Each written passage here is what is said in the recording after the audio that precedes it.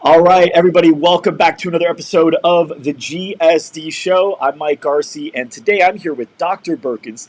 She's a licensed psychologist and board certified nutrition specialist.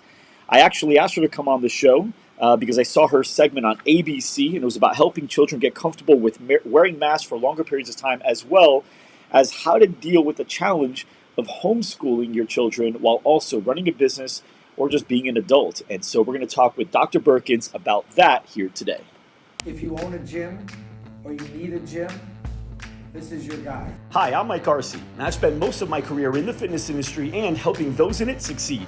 And after helping over 2,000 studios and 50 different franchises within the industry, I've learned a lot about what it takes to be successful. Here, I'll teach your studio how to advertise, how to sell, retain more members, increase profits, and become an overall better business owner in the space. And I share it all with you here. Welcome to the GSD Show. All right, Dr. Beurkens, welcome to the GSD Show. How are you doing today? I'm great. Thanks so much for having me. You got it. Thanks for being here. Okay, so you are a licensed psychologist and board certified nutrition specialist, and I saw you've been on TV quite a few times because of your expertise in how to deal with everything that's going on right now, but with the challenge of the children in the mix, right? Because people are having to homeschool their children, they got to wear masks, they got to do all this other stuff. So, talk to me a little bit about how a business owner can manage normal life, being an adult, and also help their kids succeed with their education.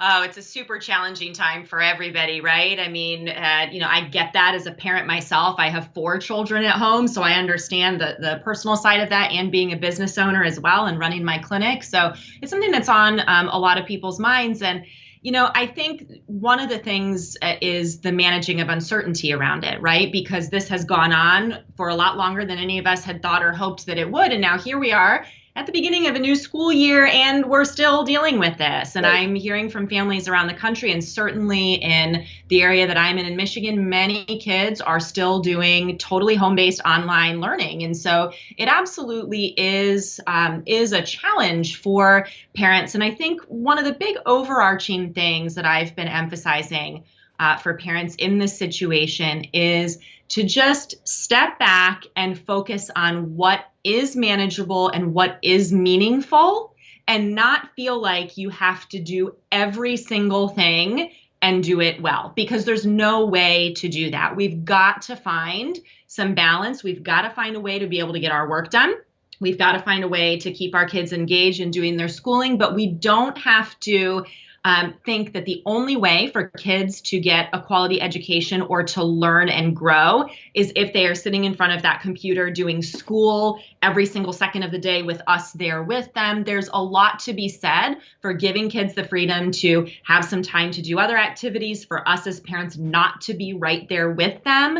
So I'm trying to help parents think about how to find more of a balance there for themselves, because when we are stressed out and not handling things well as parents, that's one of the worst things that can happen for our kids. Right. And for anybody that's watching live right now, feel free to ask questions throughout. How do I deal with this? How do I deal with that? Whatever it is around your children, which I'm going to be asking questions to, feel free to comment. We'll actually pop your comments up on the actual episode itself, and then Dr. Beurkens and I will be able to tackle those down. So let's talk about wearing masks for a long period of time, because right now some kids are already going back to school. Are you seeing kids not really comfortable with wearing masks throughout the day? And how's it affecting them? Yeah, here's what I'm seeing is that kids who have adults in their lives, parents, teachers, other key adults, who are taking the mask thing in stride and not getting overly stressed about it or making a big deal out of it, those kids are doing fine.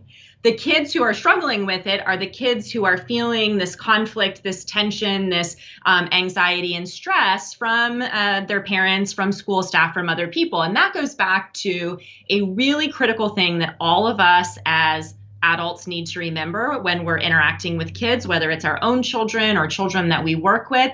They figure out how to feel and how to respond to things based on what they see us doing. So if we are super anxious, super distressed, angry, stressed out, whatever we're displaying towards that, our kids are going to have a harder time and be more distressed and upset and anxious about it. If we just kind of take it in stride and say, yeah, this is something that we need to do right now, let's just get used to it. Let's practice. It'll be okay. Kids tend to take that in stride. The other kids that I think tend to have a little bit more difficulty with it are obviously kids with more significant special needs, whether that be behavioral needs or cognitive needs. Those kids do need more practice, more support with that, certainly need more flexibility in the school environment for what the requirements are around that. And obviously kids with some medical needs who, maybe it is not safe or appropriate for them to be wearing a mask all the time, although the reality of that is then those kids are not being recommended to be back in school, right? If they have some kind of significant respiratory disorder or medical need that would preclude them from wearing masks, then those, their healthcare providers are recommending that they continue to be at home and not be exposed in a school setting. One of the things you said is more interesting, not just for the mask, but for everything. So you mentioned, however your kids see you respond to something is how they're more than likely going to learn how to respond to it. And, even with my wife, she's an amazing wife, and she really cared. We got 4 kids, right? So a lot was on her plate during this time with having to do teaching at home. But I could tell my wife did not like it. Yeah. My wife was not a fan of the online schooling. She didn't like the system. And it was not so much that she didn't like being there with the kids and teaching them. It was also that the school is new to this. And so the schools, they've got a lot of technical issues. And there's a lot of things that aren't going so smoothly. And then, we've got to deal. When I say we, I mean my wife. I didn't have to, my wife did the burden of it. And she's just getting stressed. She's mad. And now I notice my kids who generally really like school are not liking school. And I don't think that's any fault of my wife. I think if she would have heard this episode prior, she would have been like, okay, that's right, I got to do that. I think I probably would have done the same thing she did. I bet you a lot of people are doing the same thing as well. So talk to me about that. I mean, as a parent, you're doing this online, the virtual schooling right now. How can you enjoy it, and how can you get your children to enjoy it? How can you make it more fun? Psychologically, which is your thing here, what do we do in order to make this an incredible experience, at least for the kids and maybe even for the parents as well? Yeah, great question. So I think the first thing does go back to what, we were talking about, which is the attitude that we bring to it does a lot to determine our kids' attitude with that. Now, that does not mean that we can't be real and honest around our kids about our feeling. Boy, this is not working how I thought, or this technology is so frustrating. It's appropriate to communicate that. But what we want to be cautious about is if we start getting into this pattern of constant complaining, constant negativity about whatever it is that's happening with the school situation online, because that will seep into then how our kids perceive it and their experience. So we want to be cautious about that. I also think that flexibility is important. And look, I used to be a teacher, actually, in my former life. Before I was a psychologist, I was a teacher. So I still have lots of colleagues and friends who are teachers, who are administrators. They're in the world of education. The vast majority of them realize this is not ideal either. This isn't how they want to be doing schooling. They know that the things that they're putting out there online are not necessarily ideal for a lot of kids. So I say that because I think that parents need to realize that you can be flexible with this. I have some parents contacting me saying, I'm tearing my hair out. I'm angry all the time and frustrated. My kid is angry and their behavior is going through the roof because I'm trying to force them to sit in front of this computer for 6 hours and do these things. And I'm saying, wait, let's back up. We can be more flexible in this. As parents, we can determine what's working and what's not working for our particular child or children. We can communicate with the school to say, hey, here's how we're going to be doing this. This type of thing is working well. We're going to participate in that. Here's what's happening during this kind of lesson or activity. Is there a way that we can work together to adapt that? Or if not, we're just going to opt out of that and my child's not going to be there for that particular thing. So I think that parents often You can do that? You can do that? Absolutely.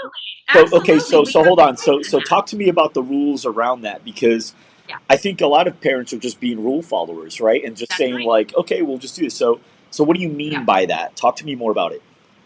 Yeah, and this is the piece that I think a lot of parents don't realize, that we do tend to be rule followers, right? This is what they say, this is what we have to do. And the reality is, being in the world of special education as long as I have been, and working with kids with, a wide variety of diagnoses, I know that there's a lot more flexibility that's possible than what a lot of parents realize.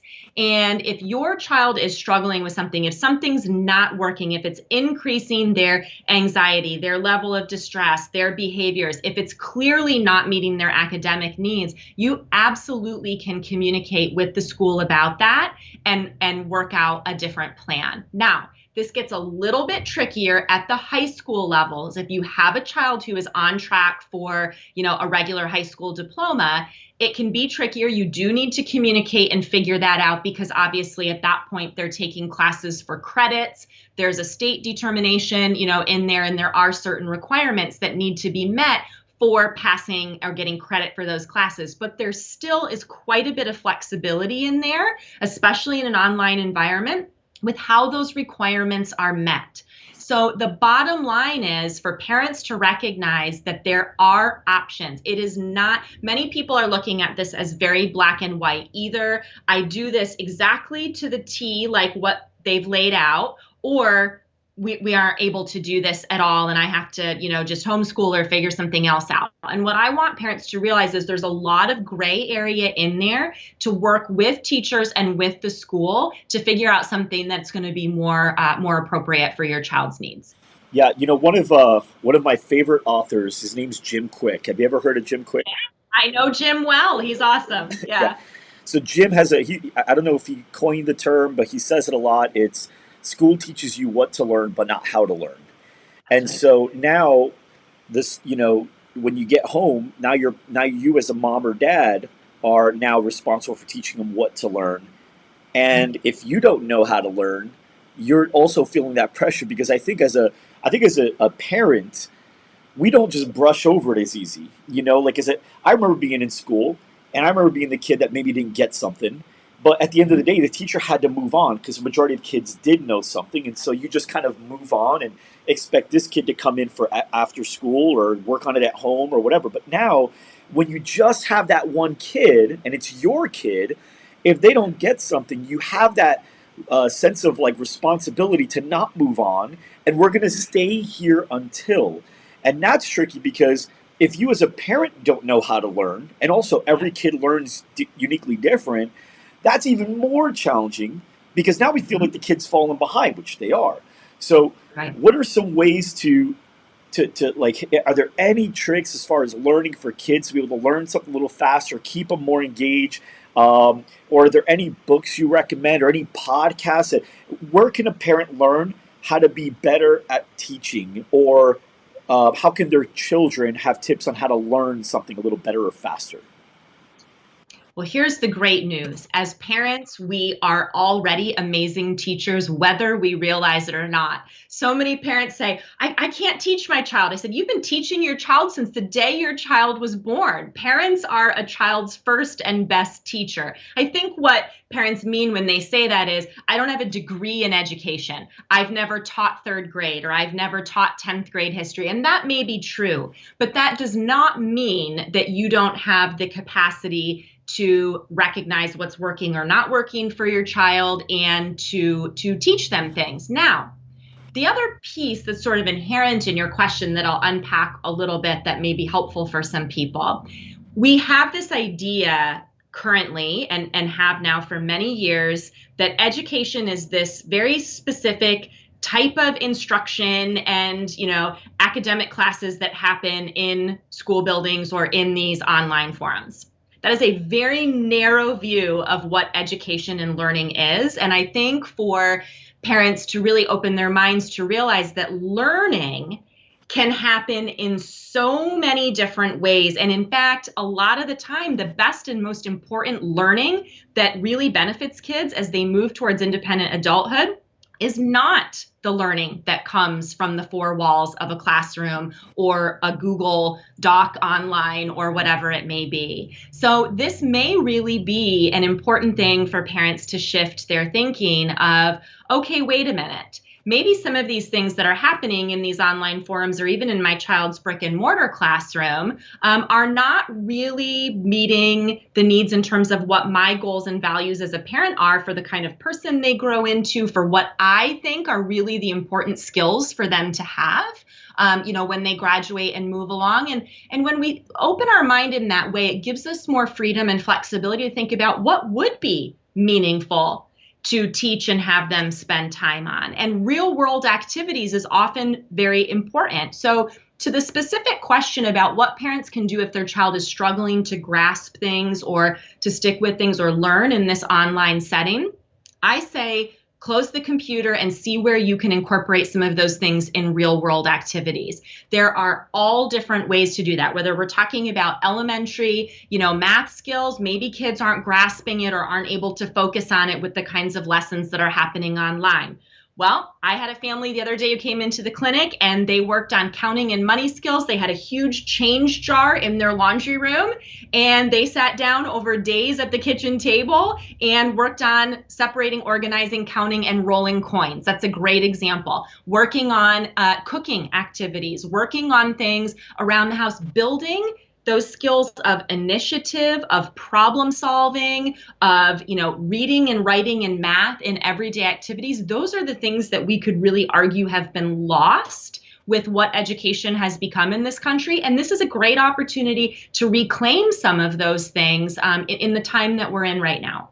Yeah, when you learn something, you're learning two things. You're learning that thing, but you're also learning how to learn. Like your brain gets better at learning the next thing, whatever it is, because it's like an exercise. Your mind, your brain is a muscle. And to go back to that author, because I got a couple really good questions I want to ask that I know are questions that probably most people here have. So I'm going to pop those up on the screen in a second. But before I do, my wife and I, once I read that book, Limitless by Jim Kwik, I actually had my 13-year-old son read it because it was actually good. It uses like Marvel comic heroes and stuff like that as examples. But he actually is better at remembering things. It has memory exercises and things that you can do, speed reading exercises, comprehension. And it's like school doesn't teach you what to learn. It just teaches you it doesn't teach you how to learn, it just teaches you what to learn. It says, hey, we want you to memorize this. We're not going to show you tricks on how to. Just go out there and do it over and over. And school teaches you not to use your finger when you read as a tracer. But in reality, you read and comprehend faster if you do use your finger, which is interesting. But if you check out Jim Kwik's podcast, I think it's called Quick Brain. And they're like bite-sized episodes. You can learn a lot of really good information on how to learn and get better at learning things that work really well with your kids. And he doesn't speak like this, super intellectual guy that you won't understand unless you have like this crazy degree. It honestly, everyone could understand him. So I wanted to share that but I got a really good question. I got a couple good ones more popping in. Sean says, if I'm working, is it wrong to take them off their regular school schedule and tutor them when I can? No, in fact, that is perfectly acceptable, and I would say probably more ideal. And that's a key thing for parents who are working from home to think about. I was on a podcast the other day geared towards single parents, and that's a real challenge when you are it and having to work and you don't have a partner or somebody there to help. And so that's one of the ways that you navigate this is by figuring out what the schedule is going to be. Now, that can become a little bit challenging if your child is in classes, this whole term of synchronous versus asynchronous. If they're in these synchronous online classes where things are happening in real time, you need to have communication with the teaching staff about that then. And, those are almost always recorded, and you say, here's what's going to work for our family. I need to work during these periods of time, so we will be doing school during these periods. We'll catch the replay, have those conversations about that, but it's absolutely fine. One of the great things is you can be flexible. You can structure your 24 hours in a day in a way that's going to work for you and allow you to do, the work that you need to get done, as well as supporting your kids with school. Love it. And this guy said something too, a really good tip. He said after teaching kids, so this is good if you have multiple kids like I do, and they're generally in an age range. He said after teaching kids, have them teach it to someone else so they can learn it twice. And that's right. And it's actually funny. I have a few of my kids play the piano, and my older one will teach my younger one what she just learned 20 minutes ago. And I can tell it sinks in like double as well. And she learns it because you're learning it with the intention, knowing I have to teach it right after. And so you Yep. learn it with a little bit more of responsibility behind it. Um, That's exactly right. The things that we're able to explain to someone else really shows that we've clearly got it, and it cements it. It cements it for us. So I think that's important. I wanted to touch on something else there as a strategy too. Movement is so key. And I know that your listeners get that being in the industry they're in, but this is being forgotten about with kids. One of the key things that's going to help kids learn better, retain information better, and just navigate this whole situation, you've got to get them up and away from the screen pretty regularly throughout the day. Yeah. For young kids, we're talking about every 20 to no more than 30 minutes, having at least 5 to 10 minutes of what I call movement breaks or brain breaks, whether that's going outside and doing something or just doing some simple movement activities in the house or walking around. They need to use their distance vision, super important for vision development and brain development, but also get the blood moving, get their bodies moving. For older kids, our middle schoolers and our high schoolers, and even for us as adults, every 45 minutes to no more than an hour, we've got to get them up away from the computer and moving. It's one of the key things that we can do to help with the learning process. Yeah, there's two things that I 100% agree. I think it's an excellent point. One of them is flow state. So flow state is where you start learning at the very highest level. So anybody watching or listening, if you've ever gotten to the point where you lose sense of time, you're just like, oh my God, how long has it been? It's because you're so zoned in. The challenge is we're in the world of notifications and distractions where it's very easy to never enter flow state, and you're constantly learning in the most difficult state to absorb and comprehend things. So make sure notifications on the laptop, computer, whatever it is your kid's learning on are shut down, TV's off, put them in an area where they fully have everything they need, water, everything, so they can just zone in. But then to your point, yes, there comes a point of diminishing returns where now you're not really comprehending what you're learning. And now you start going into like this brain fog and you're just reading and not really comprehending. So you do have to get up, take breaks. The third point that you said, which is absolutely true, I can't remember what the stat is. I think it was like 78%, it was very high, of people admit to when they get on a phone call and it's a serious conversation, they have to stand up and walk. They cannot sit and talk because their brain knows that I need this information, and it stands and it paces and it'll go back and forth because the movement allows your brain to work better and learn. So when I actually am wanting to teach my kids a certain lesson, whether it's around being bullied or being a bully or having more confidence or remembering things or whatever it is I want them to learn, we leave the house and we go for a walk, and I'll talk to them while walking. But that makes me think now, maybe while we're learning definitions like words, and we have to memorize what the definition is, maybe we should actually just go for a walk and do that at the same time. That might actually be really good.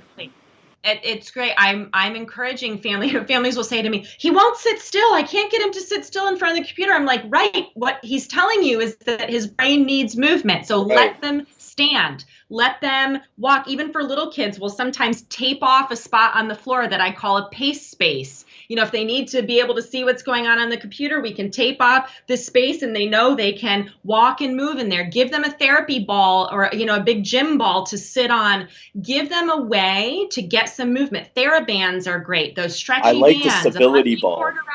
I mean, a bungee cord around the legs of the chair that they can kick their feet into. Children, even more so than adults, need physical movement to activate learning and development in the brain. So we have to give them opportunities to have that physical outlet, to have that movement. It actually turns on key areas of their brain that are responsible for comprehension, for processing, for memory. So don't try to stop your kid from moving. If they're moving, that's telling you something about what they need to learn, and figure out how you can give them options for that. It'll help them focus better. It'll help them learn better. You know what, too, when you say the pacing, so I read and walk, but I pace. Yep.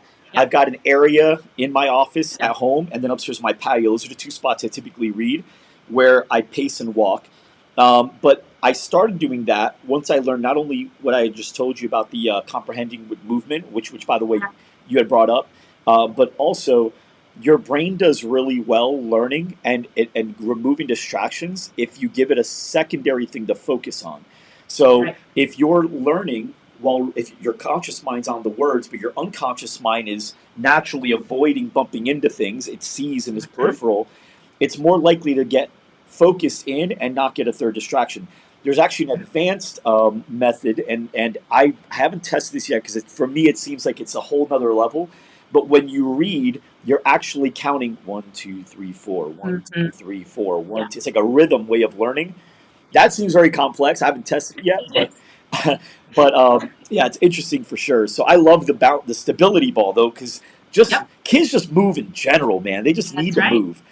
Okay, I got a Well, question. what's Oh, go ahead. interesting, I'll say something that your listeners might find interesting about the science of that, especially with most of them being in the fitness industry. We have studies now, fairly recent studies. It used to be thought that the cerebellum in the brain was responsible for, motor planning and balance and those kinds of things. We've got key research now in the neuroscience field showing us that actually the cerebellum is key to higher level critical thinking, comprehension, those kinds of things. It's not just the part of the brain for movement. It has a lot to do with a child's development of higher level thinking, this prefrontal cortex. So things like balancing, we've got things in the clinic called T stools that literally are like this, and you have to focus on being able to have core strength and hold yourself up on them so it doesn't fall. That has amazing benefits for getting kids' cerebellum activated, which then helps activate their higher level thinking in the prefrontal cortex. Kids sort of find ways to meet those needs without even knowing what they're doing. If you have a kid who's constantly leaning back and like balancing on the legs of their chair or getting into all kinds of weird, positions while they're reading or listening or whatever, they're not doing that to drive you crazy. They're doing that without even recognizing that that's how their brain is trying to Wow. meet that need. So go with that. Be a detective. Watch how your child does those things and then look for ways that you can meet that need in maybe a more effective way. That is so crazy you're saying that because it's true now that I'm thinking about it. My kids, when they're even watching a new show or a new movie, they'll be like on the hands on the coffee table and just like kicking their leg up, just randomly doing stuff. Yep. Or they'll be like on the chair, they'll be bouncing, or they'll just be like watching the show like this, just kind of pacing. They're playing a video game, they're doing stuff with their legs, they're bouncing up on their couch, they're doing so because they're really wanting to get it and their brain's working that way. And then we're Right. saying, "Hey, sit by the computer, sit still Right. and learn." Sit still. Yeah, it's like it's not two conflicting things. It's like when a parent gives someone kids sugar to keep them quiet. It's like, That's look, right. Yeah. it's not gonna work. You just Right. did the opposite. Okay, Delphin's got a question. Yeah. Delphin, I know, has been looking forward to this episode because he saw us post it, and he was one of the people that commented. He said, "We do feel that the employee culture is lacking as we are spending more time at home but we are distracted by the business to properly attend to our kids. Help." Okay, so basically what I'm hearing is now because Delphin's got to be at home with his kids, which he knows he feels such responsibility as a parent, now he's losing that culture with his employees, and now it's like he's sacrificing one for the other, and so how do you do that? How do you combine the two? Is there something you could do at the office, or is there a way to get the child to learn a little bit more independently on their own? Or are there other options I'm not even thinking about? What do we do here? Yeah, let me frame this in a way that has been helpful to lots of parents throughout this. It's important to remember that you shouldn't, and you can't, and you shouldn't be spending 100% of your time doing things directly with your kids. A lot of parents have this idea that, oh my gosh, I'm home with them now, I'm supposed to be teaching them, I'm supposed to be doing things with them. If I'm here with them, I need to be attending to them every moment. I need to be doing things with them all the time. That's absolutely not true. And something that stay-at-home parents have known for a long time is that, yes, I may be home with my kids all day, but that doesn't mean I'm doing something with them every second. I think parents who have traditionally left the home to work during the day, they think about time with their kids as what they've traditionally done in the evenings or on weekends, where it's like, okay, my focus is on you now and we're doing these things because I've been outside of the home working Right. all day. When you are now home all the time, you have to shift that thinking and realize No, it is healthy and appropriate and necessary for children, even young kids, to have times during the day where they are doing things on their own, where you say, go outside and play or go to your room. Sometimes you have to give them specific activities. You can do pretend play, you can build something with Legos, whatever, but you should not be constantly feeling like you have to be doing something with them every moment. And there's several reasons for that, but one is that kids need independent playtime and time on their own to develop key emotional and behavioral and cognitive learning. They don't want to hang out with us as much as people think. No, and even for little kids who maybe are kind of demanding, mommy, daddy, do something with me all the time, it's important for them to learn that they can self-entertain, that they can initiate activities on their own. If they choose to be bored, because that's the big thing now, I'm bored, give me something to do. Boredom is actually developmentally a super important thing for kids from toddlers through teens. Kids need to have opportunities to be bored because that's where creative thinking really develops. That's where initiative and figuring out how do I self-manage in these situations. So you're actually doing your child a disservice by helping them get unbored. That's right. Being with them constantly, feeling like you need to do things constantly. So where this is helpful to parents who are trying to navigate employees and work from home is you have to get smarter about using your time. And I'm sure you talk about that on this show all the time, right? Work smarter, not harder. Right. Focus on how you're going to use your time, but look at the time during the day and carve out, where am I going to be totally focused on my employees and what's going on with work? Where am I going to be totally focused on my kids and things that I do need to do, directly with them? Carve those out and let kids know that this is how the structure of the day is going to be. Right. Here's the times when you're going to be expected to do things for yourself. Again, depending on the age, we have to be appropriate with that. But you can structure your day in a way that meets your needs and your, employment needs while also meeting the needs of your kids. So I hope that's helpful. That's one of the things I talk to you about with my kids. I talk about it with my friends, my family. I do it here at work when it's come up. Is if you constantly need an outside stimulus for you to have fun or be engaged, then you're going to be in a lot of trouble, right? You should be able to find on your own. There's no such thing as, being bored. There's only such thing as boring people. That's it. And the way, well, it's true, because you find people that aren't boring, right? They have fun everywhere they go. Everyone's got that friend, right? Where it's like, no matter where you go, you could be anywhere. You could be there sitting there, just the two of you, and they'll be like, hey, let's play I Spy. Hey, let's do this. Hey, let's do. No matter what, they're going to find a way to create an activity in any environment because they've developed what you said, that ability to be creative, that ability to think on the spot, be resourceful with what they've got and be able to get there. But if you train that out of your kids by every time they're bored, okay, here, watch this. Okay, That's here, right. Play this. Okay, here, do this. If you keep doing that, it's like you're putting the training wheels on the kid. They never learn how to really ride on their own. They're always got someone grabbing the seat. Yeah, So absolutely. No such thing for everyone watching. No such thing as being bored. Only boring people. I'll say something else too that may be helpful, not knowing the ages of the kids for the person that asked the question, but just for everybody listening. One of the other areas where this is coming up of parents feeling like I have to be supervising or, with my kid every second, especially with the school stuff, is parents are saying, well, what if he's distracted, he doesn't get his assignment done, or, he takes too long with this, or he needs help with that. And what I'm saying to parents is that happens in the school building all the time. Like that's always happened. So what do you think happens when your kid is in the physical classroom doing that? You're not there sitting behind them to manage it, to say, get back on task, you're working too slowly, finish this assignment. And so I'm encouraging parents, back off, let the teacher on the other end of that computer manage that like they would in the classroom. If your child doesn't get their assignment done, then that's something that they and the teacher can figure out. The teacher could say, hey, you didn't get your assignment done. It's not your job as the parent now to suddenly insert yourself into your kid's school life and make sure that they're doing everything perfectly and on time. Step back from that. Right. Because again, you're not going to be there when they're an adult. That's right. Nope. No one's telling me what time I got to wake up. That's right. No one's telling me what time I got to be there. No one's telling me how I got to look and dress today. You know, and Delphin, really quick, I want to help you out with this one too, because I don't know the full situation, and maybe you have to be there because of you have no one to watch your kid, and it's not just the schooling. So how do you get the culture to where you want to be? A lot of people know at Loud Room, our company here, we got 40-some employees. We have a really remarkable culture. What is important for you to do, even if they're not titled leaders or titled managers, you want to give your people responsibility to where they can lead something.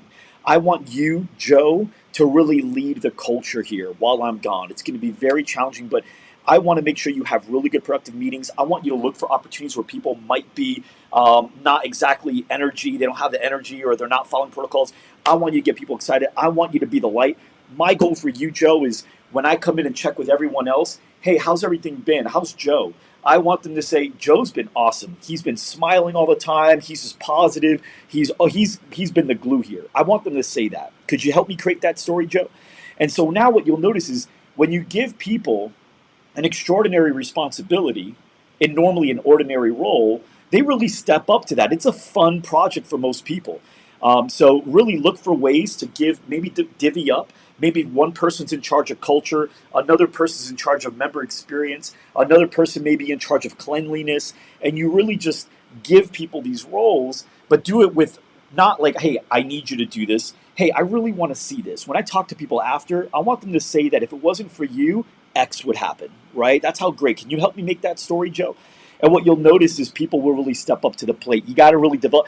Good leaders aren't good delegators. Good leaders are good developers of other leaders. And you've really got to be good at developing other leaders. And this is a good opportunity to maybe do that. And somebody mentioned, with your point, Dr. Beurkens, that right now, with the fact that they can move and they can bounce on balls and they can do that, whereas in the classroom they can't, it's a distraction, right?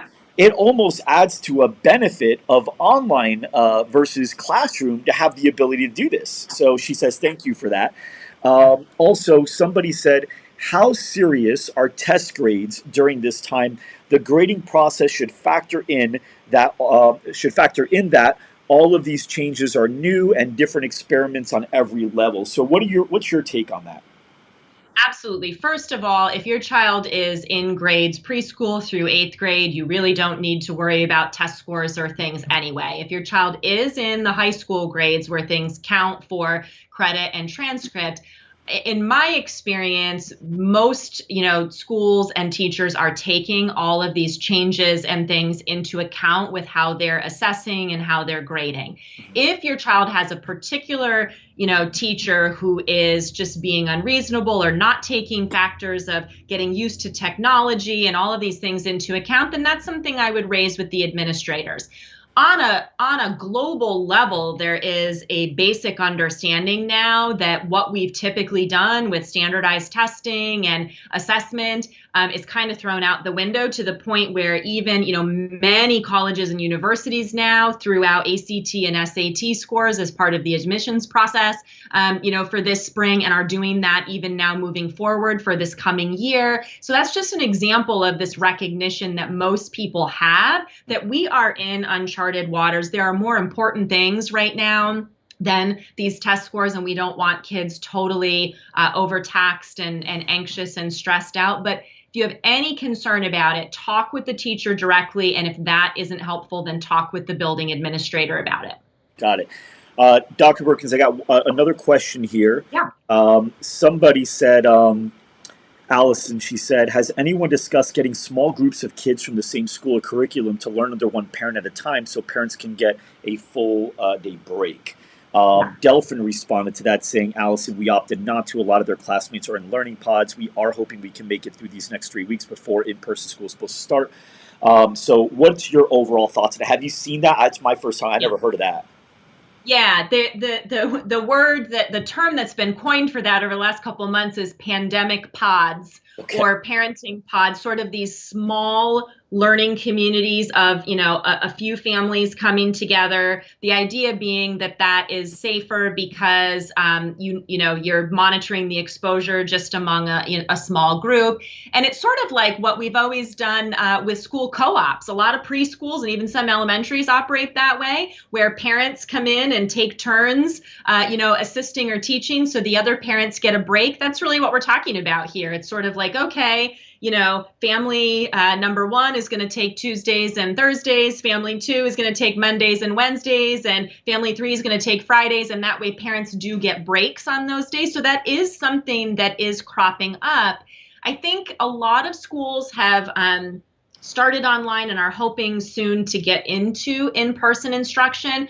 What I'm urging all families to do, especially if you are an entrepreneur running your own business, expect that there are going to be situations changing over the course of at least this first semester, if not this year. We've already had it here in our area, schools that started back with full-time in-person instruction after a week or two had to shut down again for a few weeks because of cases. Now, we can make all kinds of arguments, about whether that's necessary or not, but the reality is that that's the reality. And so we, I think, as business owners, need to stay really flexible with making plans around that. Just because your child maybe is going to start school full time in the building next week doesn't mean that 2 weeks from now or 2 months from now, they're not going to be back at home in front of that computer. So I think for us just to stay sharp and on our game with having, plan A, plan B, plan C, and being able to shift among those plans, whatever gets thrown at us. Got it. I love it. Another really good question. Says, our nanny returned to school last week and we are feeling the brunt of dividing our time between present at home and the business. Any strategies on reducing anxiety in our 10-year-old when we need to leave the house for 15 to 30 minutes to drop pick up our preschooler, asking for a friend? Okay, really quick, before I get, because you're going to have the right intellectual answer and it's going to be right. It's going to be right. Whatever you say, I know it's going to be right. But I want to share my upbringing answer because I grew up with 2 immigrant parents. And here's my thoughts. So combining my experiences being a child of 2 immigrant parents, as well as being, I've been a coach, I'm a dad of 4, I've been a coach for 13 seasons of basketball, 2 seasons of football, 2 seasons of baseball, 2 seasons of soccer. So I've coached a lot and I've seen a lot of kids and a lot of parents. What I see a lot of parents doing when they give their kids kisses goodbye, they'll drop off at practice. It's like it's the last time they're going to see them. They're like, okay, bye, baby. A lot of kisses, a lot of hugs.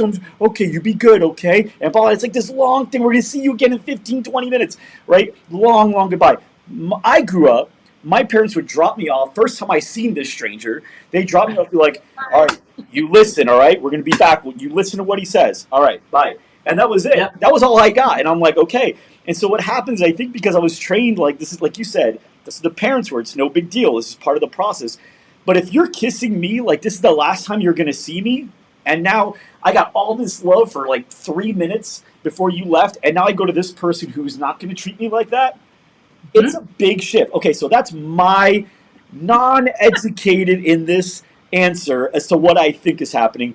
But doctor, you tell me, correct me if I'm wrong, because I'm fine with that. I'm open to that. What are your strategies on reducing anxiety for a child that's about 10 years old when you're dropping them off while you go leave?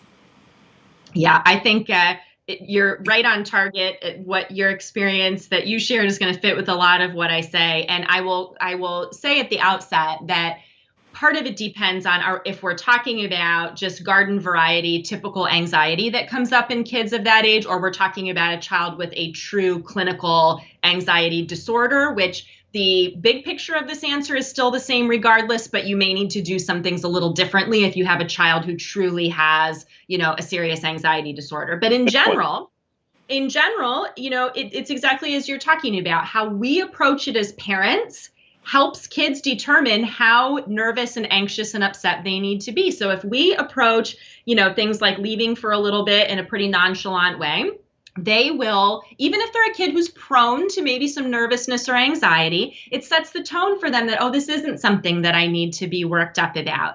two things that we paired together that work really well here. This goes for whatever any child might be anxious about, little kids all the way through teens.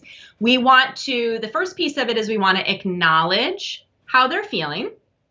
And then we want to instill confidence that they can handle it. So in this situation, it might look something like, I see that you're worried about me leaving. I know that that's a hard thing for you to handle. It feels upsetting to you. And I'm 100% confident that you can handle it. And I'll be back in 15 minutes and you're going to do fine, and then leave. Mm-hmm. It's that pairing of acknowledging how they're feeling, because that's important for kids to, what we don't want to do there is say, why are you nervous? You don't need to be nervous. You don't need to be anxious. You do this every time. That's not It's helpful. like when you tell a kid or any adult even, don't cry. It's like, right, boom. Exactly. Right. Well, and it's also like really invalidating, right? Like they're feeling how they're feeling and they're allowed to feel that way. You're feeling nervous. I see that you're feeling nervous about me leaving. I know that this is hard for you, but then the second piece, so important. And I know that you can handle this. I'll be gone for 15 minutes and you're going to do just fine. I'll see you in a little bit. Yeah. And then you leave and you do not drag it out and you do not offer to take them with you and you do not turn it into a huge ordeal. You simply say, you're going to do fine and I'll be back in 15 minutes. Right. And that's how you want to handle it, whether it's a child who maybe is scared of the dark and doesn't want to be, go to bed at night, or it's a child who's nervous about their parent leaving to go pick the sibling up, or it's a kid who's nervous about joining a sports team for the first time, whatever it might be. That's an important pairing to remember. Acknowledge the feeling and then instill the confidence and follow through with it. Because the worst thing we can do in the big picture for a kid with anxiety is feed into that anxiety and do things that allow them to avoid the situations that make them feel anxious, because then they never learn to handle it. And the anxiety that starts out this big grows to be this big. Right. So that means getting in touch with our own discomfort. We don't like seeing our child feel uncomfortable or distressed. So in those moments, like with your story, Mike, about your, other parents, making a huge long ordeal about dropping off, that's about the parent. That's not about the kid, right? So for us to get in touch with, I'm having a hard time with my child being away from me, or I'm having a hard time because my child's feeling a little nervous. We need to manage ourselves and our anxiety, and that goes a long way to helping our kids manage their anxiety. It's true, because you 100% see it in the parents. The parents are walking away, looking back like 40 times. Right. Biting their nails, right? Whereas, I grew up, my dad would be like, he's fine. Somebody else would be like, are you sure you want to leave him? He looks a little intimidated. He's fine. And you know what? I was fine. Because he was fine. Somebody said, I have been using to feed the faith wolf and fear the fear wolf in your belly parable with poor results. Okay, so Delphin, here's what I will tell you. This is something that Dr. Beurkens, he got from one of my episodes. I've talked about this.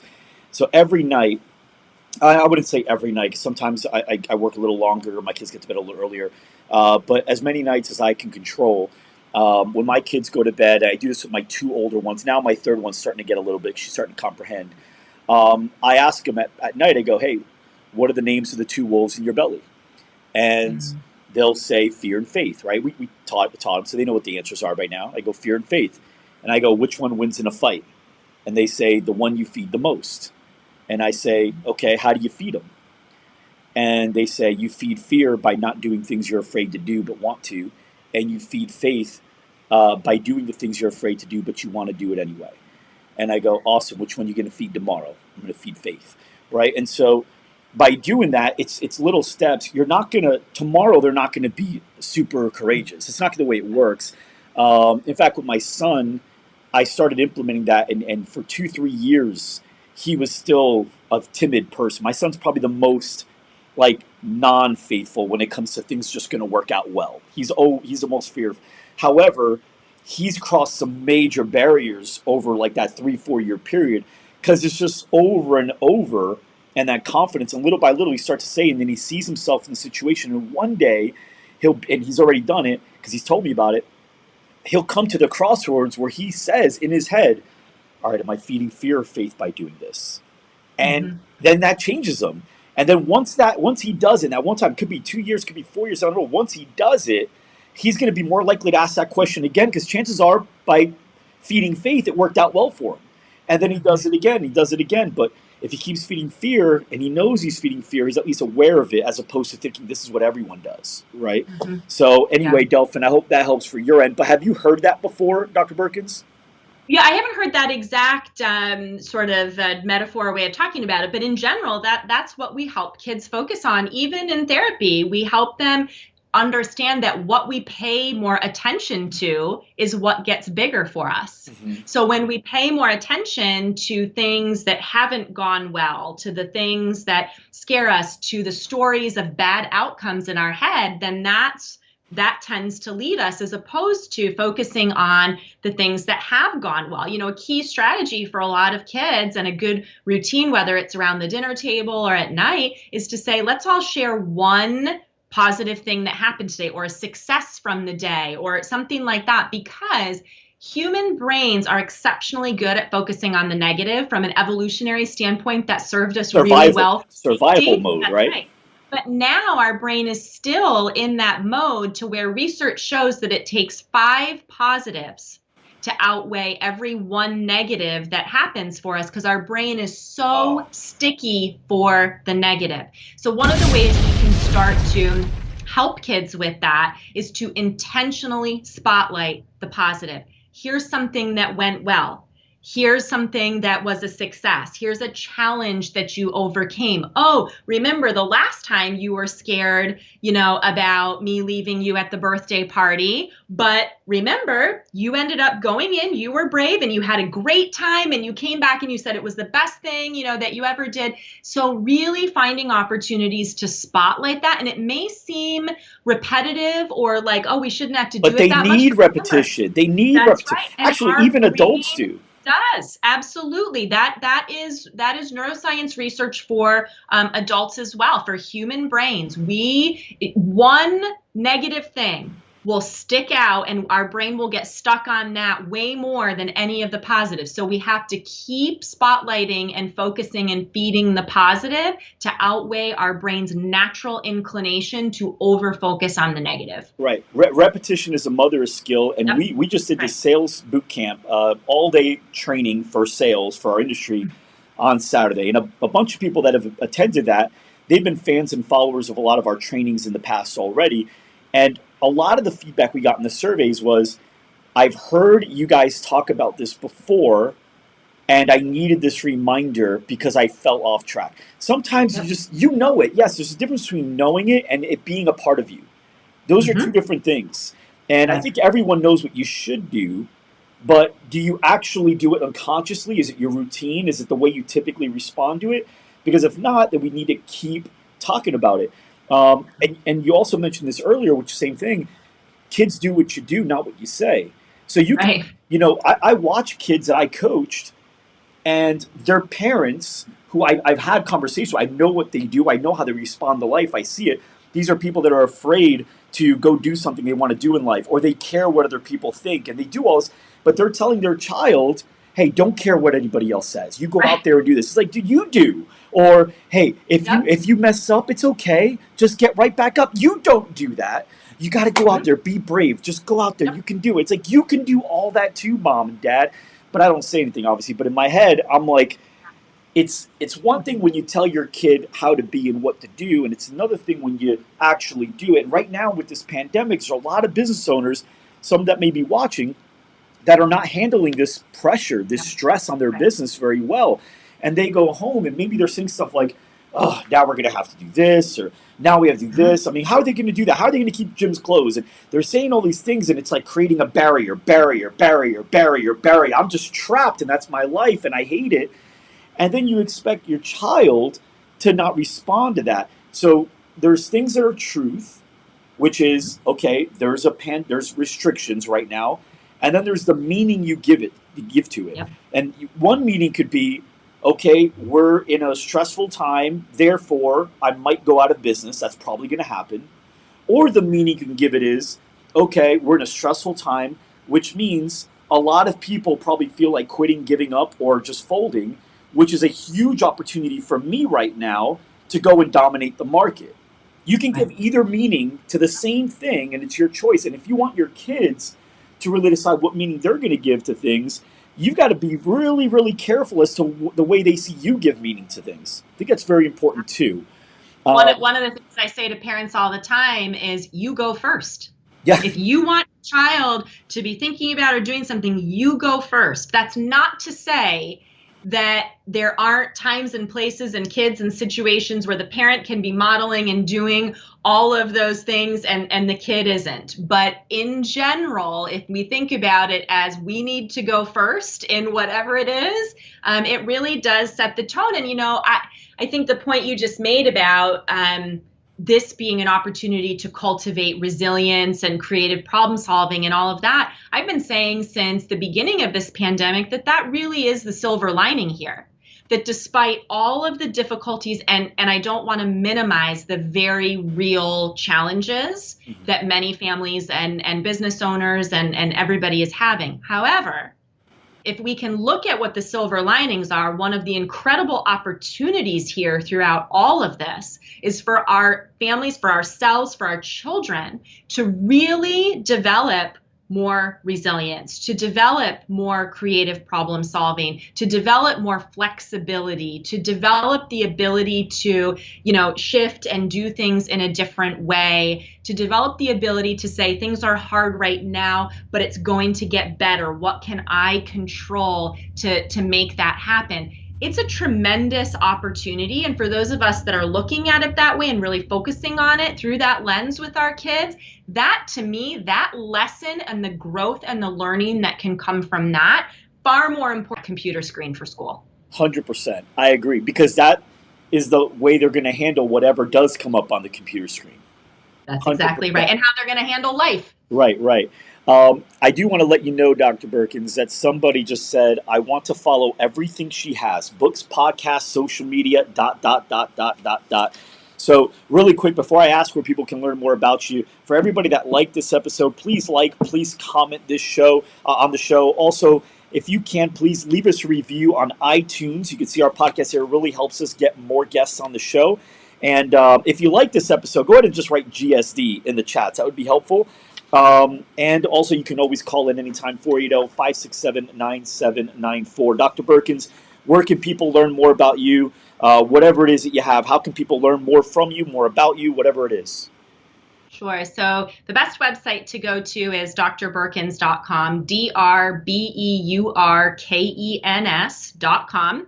That's my main website. They'll find lots of videos, articles, resources. I've got lots of stuff on there now about school and the pandemic and all of this.